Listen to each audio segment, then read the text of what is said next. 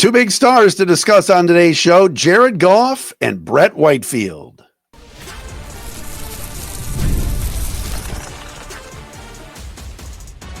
You are Locked On Lions, your daily Detroit Lions podcast. Part of the Locked On Podcast Network, your team every day.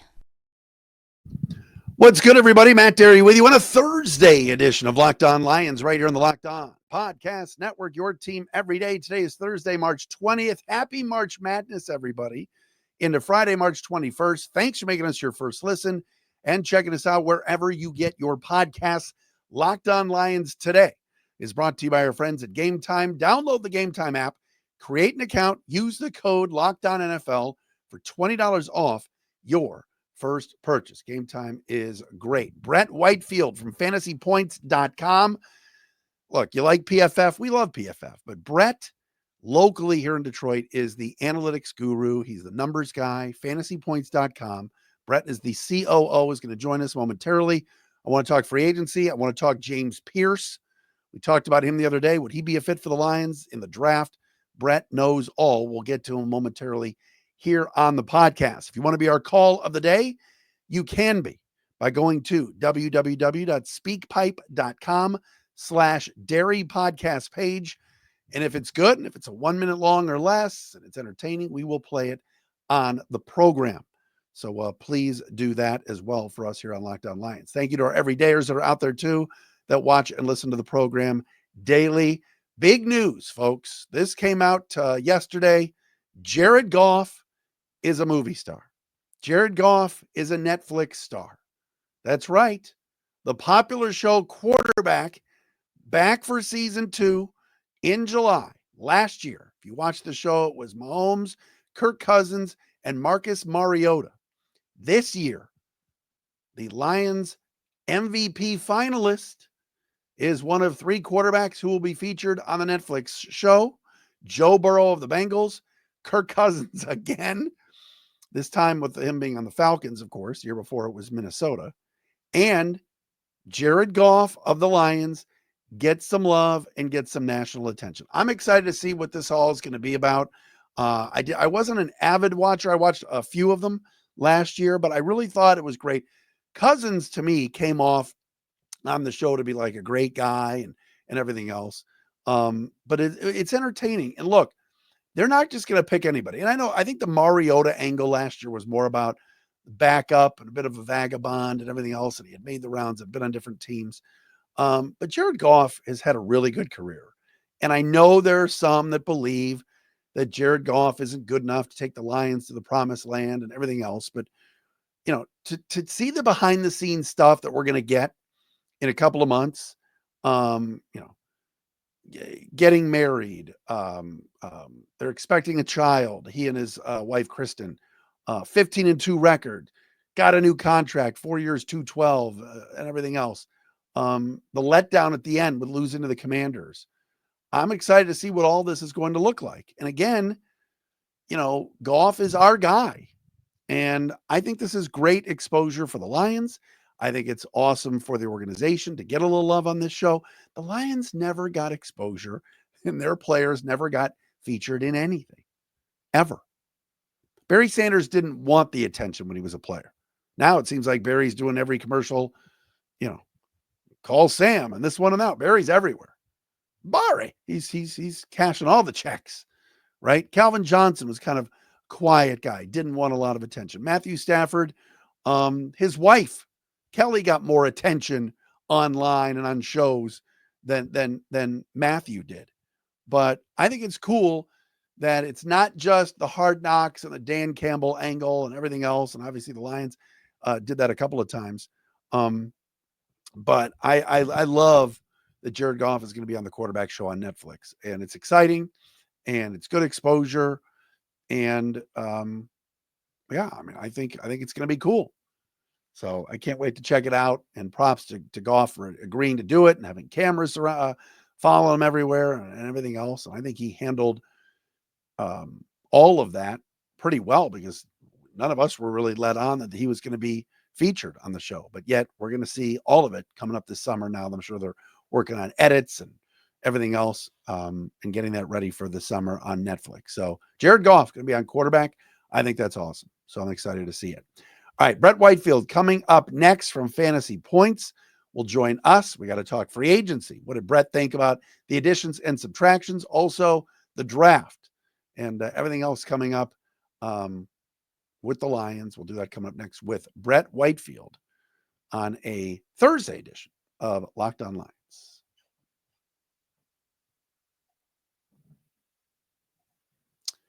And Locked On Lions today brought to you by our friends at Upwork. Scaling your business requires the right expertise at the right time.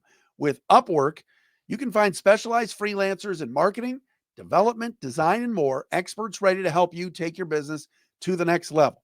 Upwork gives businesses flexibility by connecting them with top freelance talent across multiple industries, including IT, AI, web development, and marketing. Whether you need extra hands for a project or a long-term partner, Upwork makes hiring simple and affordable. All right. You want to find the right talent? If you need help with a marketing campaign and you're kind of lost and not sure who to talk to, Upwork can connect you with a freelance expert who delivers incredible results. Go to their website, upwork.com. Go there right now and post your job for free. That's UPWORK.com, upwork.com, to connect with top talent and grow your business today. And we got to talk about our friends as well at Gametime. Looking for tickets for anything, March Madness, anything else, Pistons are going to the playoffs. Check it all out at Gametime. Imagine watching your favorite team live, feeling the energy of the crowd, and witnessing unforgettable moments. Well, there's nothing like experiencing a big game in person. That's why when you want to get tickets, it shouldn't be stressful. That's where Gametime comes in, making it easier than ever to grab last-minute seats at unbeatable prices. Gametime picks curation makes it easier to find better value for tickets to sports, concerts, comedy, theater, etc. What about easy ticket shopping? All right, you check out the Gametime app. I was just on there looking at Pistons Cavs tickets for the 28th, and there are amazing deals on some huge matchups coming up. All right, peace of mind, seat view from your seat. You know exactly where you're sitting. No surprise fees as well. Lowest price guarantee. You can book all that with total confidence. Take the guesswork out of buying tickets with Gametime.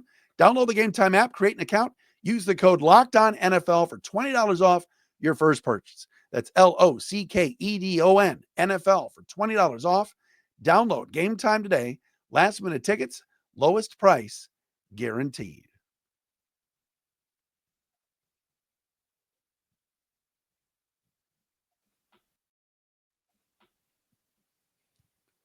Oh, here's that man again. We love him. Brett Whitefield, Fantasy Points, COO, draft, free agency, everything you want to know about, all of that. Brett is with us today here on Locked On Lions to dive into it.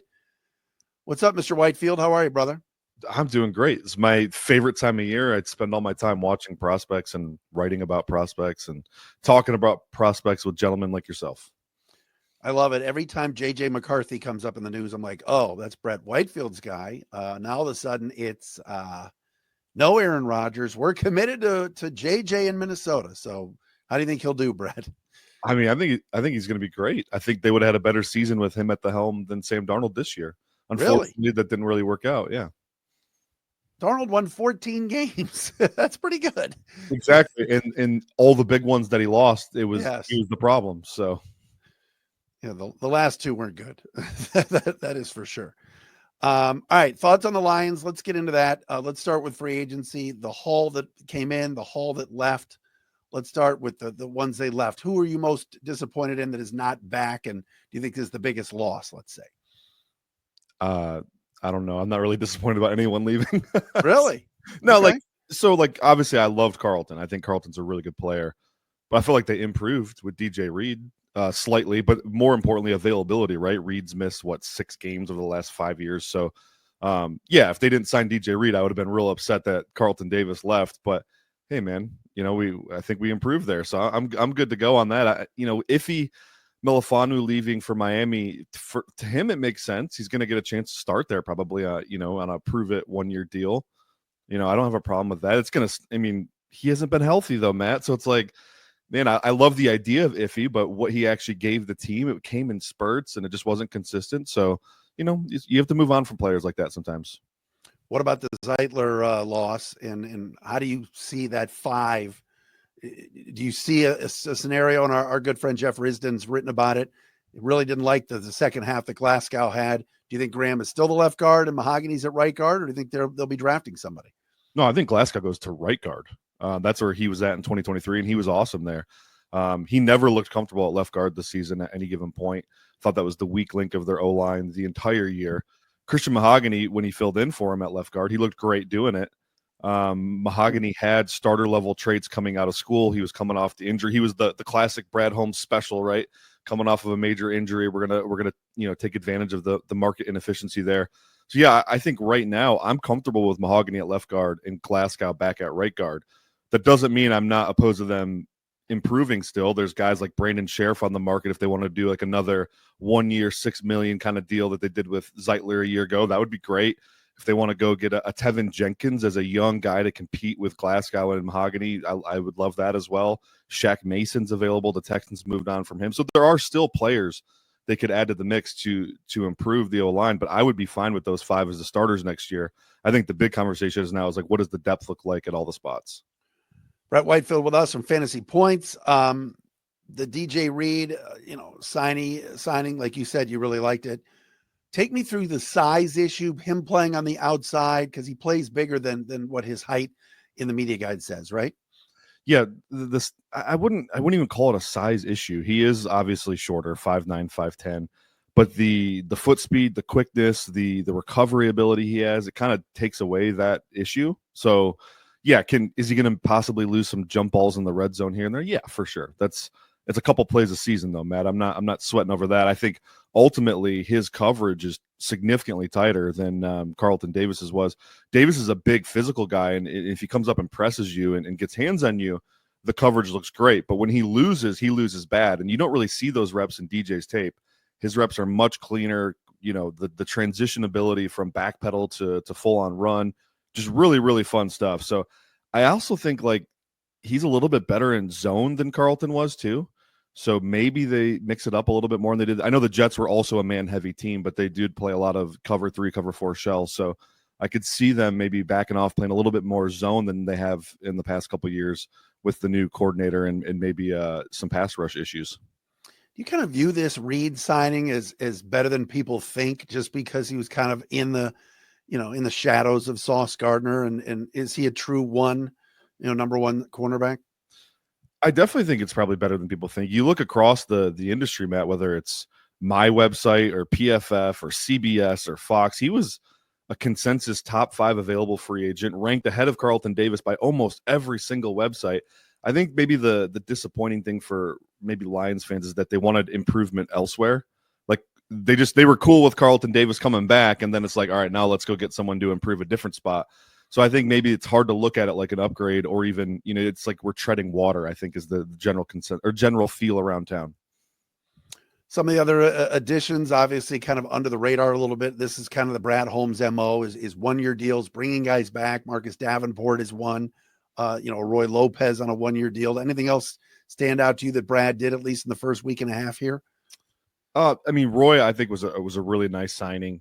They needed help, I think, with another run stuffing D tackle, and he has that hair on fire mentality. He's going to go out and play every play like it's his last. So he's definitely a culture fit here. I would guess that next year he'll be signing a bigger contract for sure with probably a different team. But yeah, I really liked that signing. I thought that was, especially with Aleem, who knows what his timetable is going to be coming back.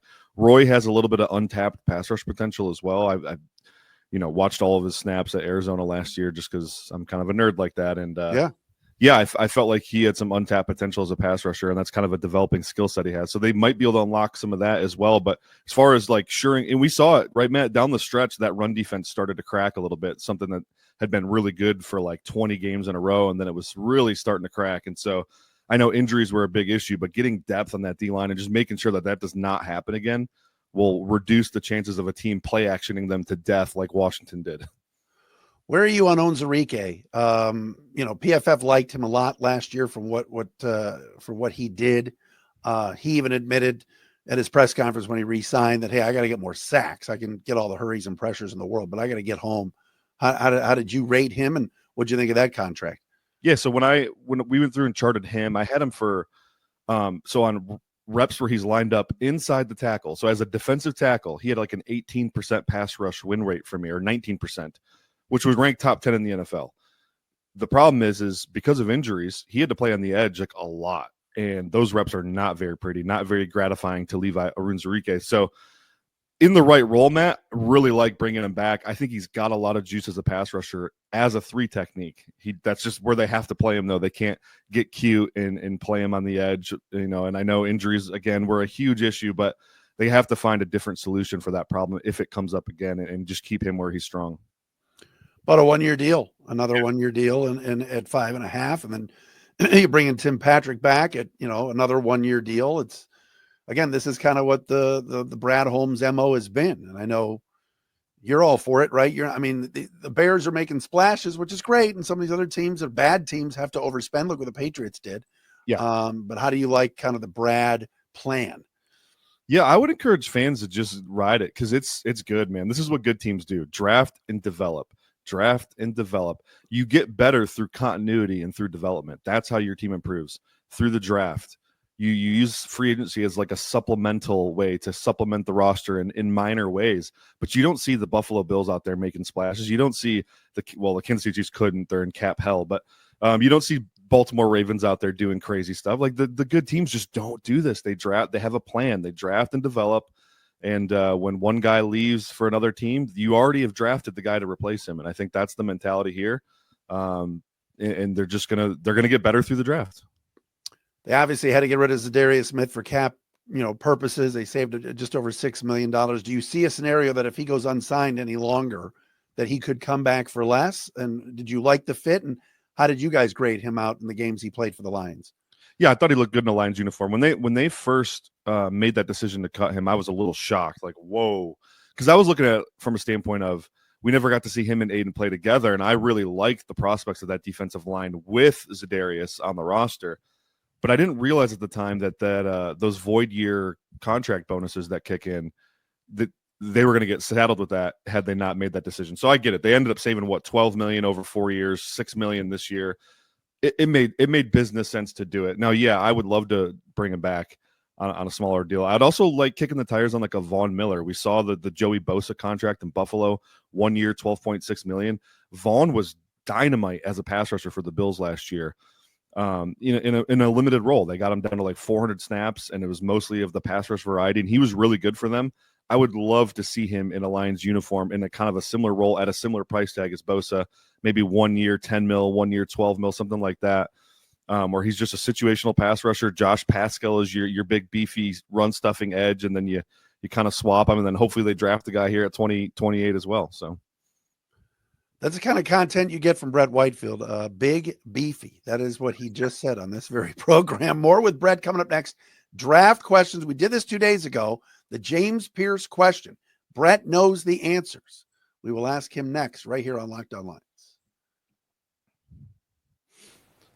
The NCAA tournament is here, and so is the bracket breakdown. Locked On Podcast Network and Amazon Fire TV channels are teaming up to deliver NCAA tournament coverage like never before.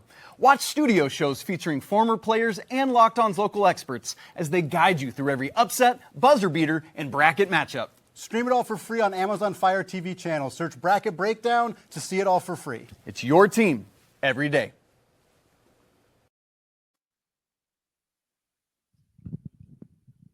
Brett Whitefield back with us on a Thursday Locked On Lions, fantasypoints.com, the COO, all the stuff you need to know about players and especially the graded out, the systems and everything else. Brett's on it, and his draft articles are awesome. Let's get into it about the draft, because you were at the Combine and the Senior Bowl and all that. But the James Pearce question, I mean, here's a guy that some have mocked, including Mel Kiper Jr., him to the Lions at 28. Would he be there? Then there's questions about, his character. And we know Brad Holmes likes character. Is that a fit for Detroit? Oh, man, this is a good multifaceted question. So let's start with the character stuff. If the accusations, sorry, yes, I don't know why that word escaped my brain, but if the accusations against him are true, that he is an uncoachable guy, has no work ethic, he's off the Lions board. There's just no, sure. Right? I mean, you and I know that, so I've texted people I know in the business to ask. I haven't heard anything back that's super damning or anything like that. So who knows? They might uncover a guy they really like. I don't know. As far as the play on the field goes, I mean, this is a dynamite player. Tall, long, explosive frame. He's a little light in the pants, Matt, but you don't ever see that in the tape. Like, really good speed to power conversion. He's actually surprisingly good against the run, setting the edge, playing in the SEC too. It's not like he was on a group of 5 team or something like that. But this guy is so explosive. I think he's got top 15 tape. The character stuff could drive him down the board right into the Lions' lap. I don't know whether they make that move or not. I guess we won't find out till draft day. But man, the tape is so good. The way the scheme versatility you get out of him as well. He can line up in the A gap and the B gap. He can line up as a true edge guy, hand in the ground, stand up. He can play Sam linebacker. One of his best plays of his college career was as a coverage guy against Iowa in a bowl game, where he drops underneath a tight end running a route, grabs a pick six. I mean, he's got that multi-dimensional skill set that seems like the Lions kind of like. They've tried doing the small edge rusher thing, though, in the past with guys like James Houston. That didn't really work because they do like that collapse the pocket mentality. And that's not James Pearce. James Pearce is an explosive, win the rep, get pressure immediately, sack the quarterback, highly productive kind of pass rusher. So he's not the super heavy-handed guy we're used to the Lions being interested in. He's not a Josh Paschal, for example. So I don't know, but I love the player. If he fell to the Lions at 29 and they signed off on the character, I think that would be a home run draft pick. Who's a better player and maybe a better fit for the Lions than Pearce or Jihad Campbell? Oh, good Lord. I'm throwing some good one at you today. So I see Jihad as a primary off the ball linebacker. I think that's where he thrives. You put him in like a scheme like Arizona or Tampa Bay, where they're going to get a lot of multi-use out of him as a pass rusher. I think that's ideal for him. But just say he lands on some regular team, I think he's best as a Mike or Will linebacker. Insanely fluid athlete, great instincts, awesome in coverage, will come up and stick his face in a fan in the run game. So like he's a phenomenal player. I'm not going to tell the Lions not to draft phenomenal players, but I just, with Jack and Alex already there, I don't really see them doing that, but who knows? A lot of people, including our buddy Dave Burkett, kind of said, look, the Lions maybe at 28, he's the best player on the board.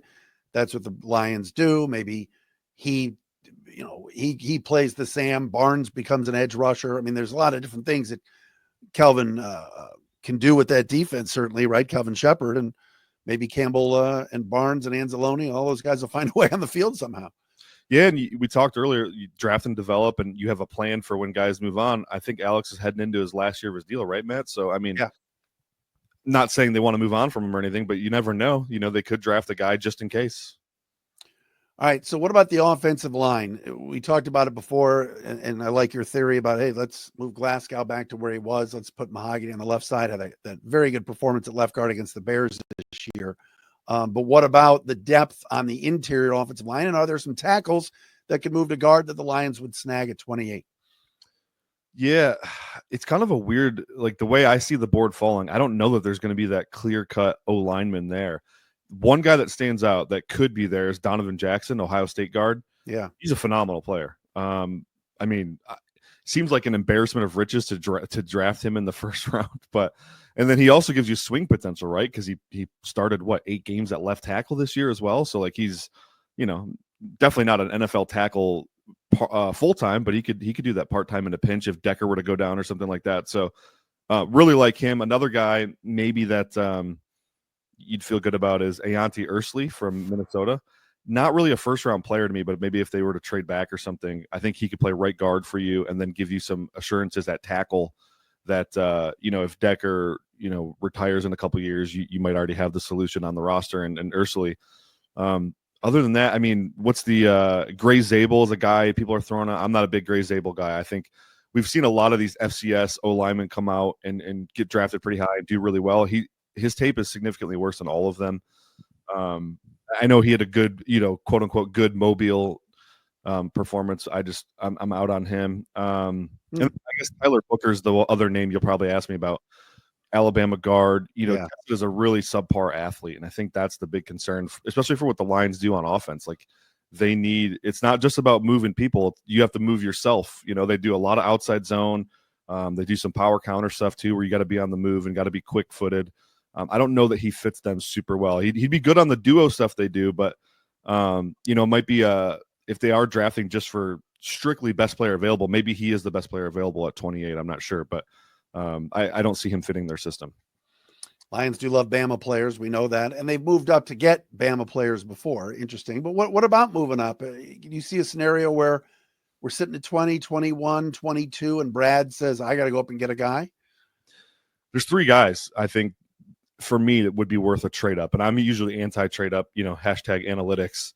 But edge player from Boston College, Donovan Izurike. Yeah. That dude is I think he's a top 15 player in the class. Seems like a super high character guy as well. We talk about length, power, developed pass rush skill set, highly productive. Had 16 and a half sacks this year, which is crazy for the college level. So he's one. Kenneth Grant, Michigan D tackle. If he were to start to slide, they have 9 D tackles under contract. I would still make the exception for Grant because I think Grant is that good. Mm-hmm. He's your DJ Reader insurance, but he's also got a lot of juice as a pass rusher, despite being, 330 pounds. So that's the second one. And then the last one, this might shock some folks, but Texas cornerback Jahdae Barron. I think Jahdae Barron's a top 10 caliber prospect. It doesn't look like he's going to go in the top 10. So he starts to fall a little bit. You get 15th, 16th, 17th. I might talk about coming up to get him. I think he's phenomenal. You'd have a really nice cornerback room of DJ Reed, Terrion Arnold, and Jahdae Barron. Barron can play in the slot. He can play safety. He can play outside. Very versatile player. Insane ball skills and instincts. Really good athlete as well. I know that would leave you with Rakestraw and Amik on the bench more than likely, but we saw last year depth is super important, especially at corner. That's the second the position that sees the second most attrition in the NFL is cornerback. So those are the 3 guys I'd be comfortable moving up for, and I think all 3 of them would be worth it. Well, the Kindle Vildor era is over here. Yeah. So that opened up a slot, right, Brad? We have fun with it. All right, brother. Well, great to see you, as always. Love your work. And what else? What else can you throw at me? I know you're excited. This is your favorite time of year. What tape you popping in later today? Give me something. Yeah, I'll throw another guy at you, or yes. I'll throw 2 guys at you. Why not? So another edge guy, Nick Scorton from Texas A&M. I think kid. Yeah, you and I talked about him right after Senior Bowl on this show, and I was a little out on Nick Scorton. I had not watched his 2023 tape, though, at Purdue, where he played at more 260, 265 pounds. For whatever reason, Texas A&M beefed him up. There's the beef word again. Beefed him up to like 290, and he just did not look comfortable or fluid at all. But the Purdue tape is so good. This is exactly the type of edge guy the Lions have traditionally liked under this regime. Real big, heavy hands, physical, strong, awesome against the run. I could see them falling in love with this guy. So Nick Scorton would be one. And then if they were to maybe trade back, I know that's unlikely. There's not a lot of players worth trading up for. But if they were to land a trade back, Jared Ivey, Ole Miss edge, another big, strong, heavy-handed edge guy who is going to dominate against the run. He gives you that speed to power, pocket pushing, I guess, mentality that they like, box the quarterback in, make him make a decision kind of thing. So I think both those guys would be pretty high on their board. Not sure I'd take Ivy in the first round necessarily. I have mocked into the Lions in the first round just because the scheme fit, but I'm not sure I would do that myself. But I think those 2 guys got to be on everyone's radar. COO of fantasypoints.com, Brett Whitefield. Read his stuff. Check out all of his work. Love having him on the show. Brett, great to see you. And we'll check in before the draft. We will. Sounds good, Matt. Thank you. Brett Whitefield with us on a Thursday, Locked On Lions.